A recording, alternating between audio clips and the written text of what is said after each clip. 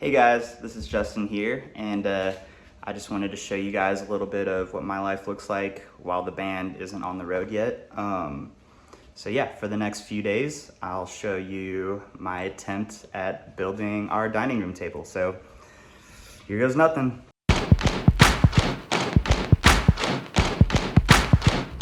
All right, step one is to go to the lumber yard and pick out your lumber.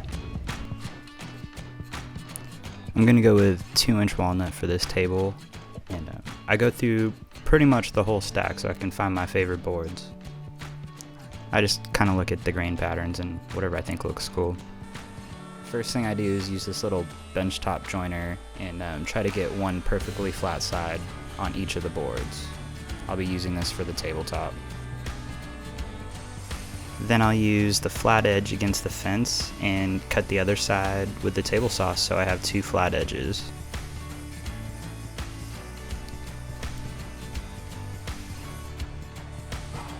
Next I'll cut these boards to their rough length. This will be for the tabletop.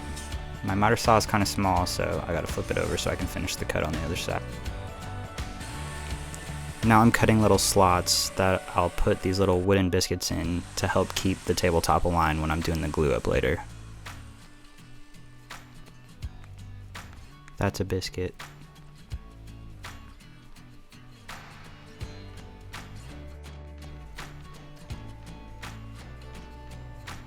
Alright, now I'm gluing up the panels together, so I basically just cover each side of the boards with glue. And then put the biscuits in there, cover those with glue. And then you just line it up and tap it in.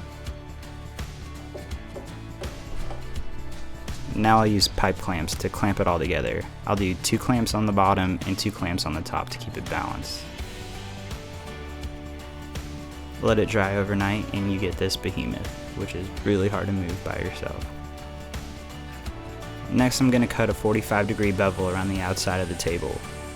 I'll do it with a few passes because even doing that, this track saw started smoking and it still wouldn't go deep enough to cut the whole thing. So I had to finish the job with a sawzall.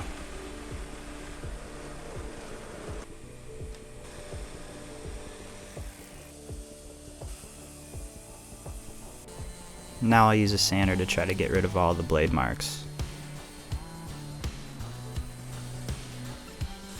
Then I'll cut a little chamfer on the edge. And then you sand, basically forever. First you sand it with 60 grit, then sand it with 120, and then 220. Now it's time for the legs. I'll rough cut those to length.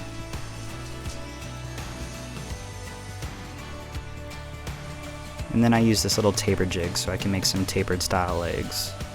Basically, it just starts wider on one end and gets progressively skinnier as it goes down. Then with the leftover wood, you just flip it over and repeat the process.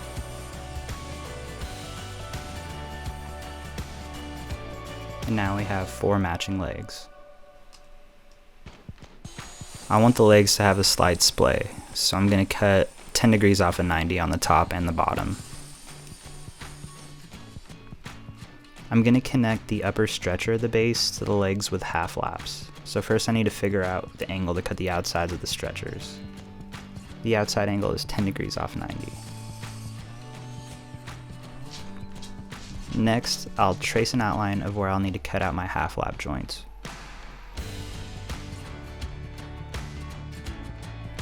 Then I'll measure exactly half the thickness of the wood so I know what to set my saw depth to. Then, using a miter sled set to the correct angle, I'll use multiple passes to slowly cut out the wood needed for the half lap. Now I'll just use a chisel to break off these little chunks.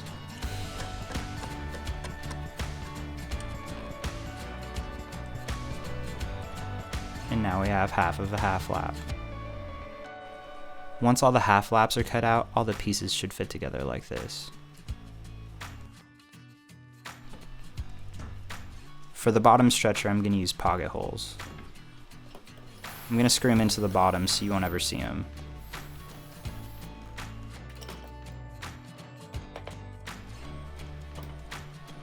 Now it's time to glue and clamp the half laps together.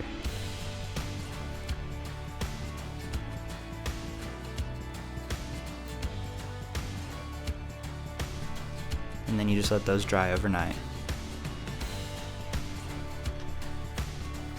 While that's drying, I'll use a hand planer to flatten the bottom of the table. I'll get rid of any of the high points and make sure that my base sits flat.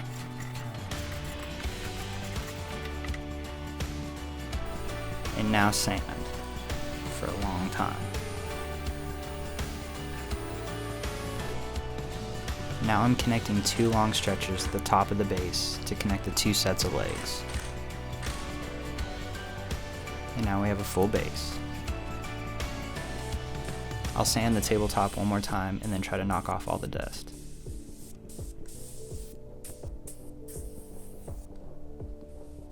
Then I'll wipe everything down with mineral spirits. This is my favorite part. I like to finish the walnut with Danish oil. It really brings out the color and the grain of the wood.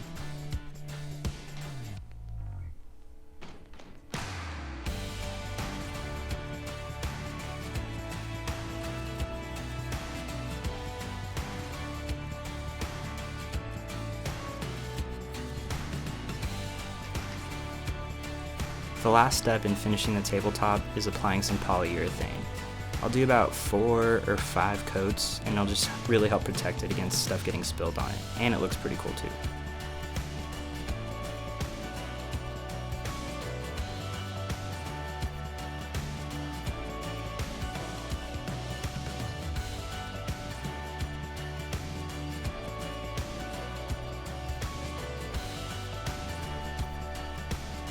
Lastly, I'll use these little figure 8 fasteners to attach the tabletop to the base. I'll use a Forstner drill bit just to keep it flush.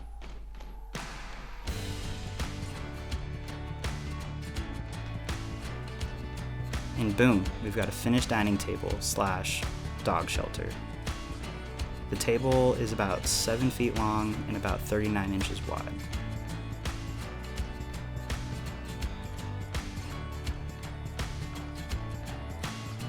And Poof just wants to play.